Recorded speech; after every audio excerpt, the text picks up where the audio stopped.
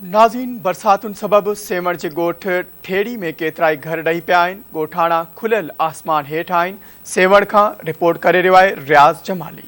इन वक्त सेवण भरसा ॻोठ ठेड़ी में इन तेज़ बरसात में भी ॻोठाणा खुलियल आसमान हेठि वेठा आहिनि, छाकाणि त मंछूर जे पाणी ऐं हिन बरसातुनि जे करे हिननि जा केतिरा ई घर ड्रही पट पिया आहिनि। हिन वक्त हिननि ताईं को बि इंतज़ामिया न पहुची सघी आहे। असां सां ही मौजूदु आहिनि। अचो त खेनि ॻाल्हि ॿोल कयूं त पाण छा था चवनि। असां बच्चा दर बदर, असां माल दर बदर, असां कीअं न तारल थिया। असां दर बदर साईं मदद कयो, साईं मुराद शाह खे अपील था कयूं। असां ग़रीबनि जी मदद करे मथां बरसात पियो थिए, असां घर लुड़ी विया आहिनि। साईं मुराद शाह खे असां अर्ज़ था कयूं, अपील था कयूं त महिरबानी करे असांजी सार संभाल लाइ असां बि तव्हांजा वॉन्टर आहियूं। ख़ुदा रा असां ते को रहम कयो, असां ते रहम जी नज़र कयो। असां ज़लील थी विया आहियूं, असांखे बरसात ज़लील करे छॾियो आहे।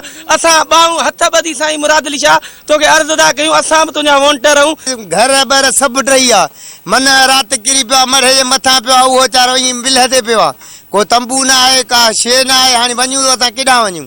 बसि इहा ई पियाऊं अला अला कयो हिते ई, को सार लाइ ई कोन अथव। हिते को बि वस वारो असां वटि को बि लड़ी कोन आयो आहे त तव्हां खां छा मसइलो आहे या छा न आहे। हिते केरु बि असांजी सार लहण वारो केरु बि कोन आयो।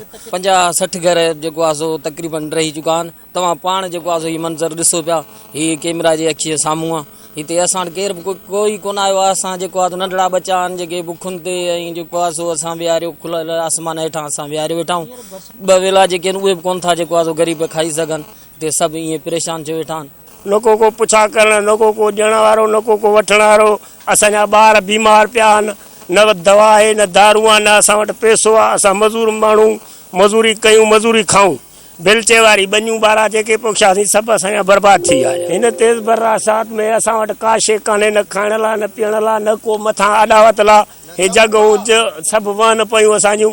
असां ॾाढा बेवसूं। असां जितां आयासीं त हिननि जे घरनि खे चारी तरफ़ पाणी जेको सो वकोड़े वियो आहे ऐं चइनी तरफ़ जेको सो पाणी आहे। कैमरामैन राजू शेख सां गॾु रियाज़ जमाली, धरती टीवी।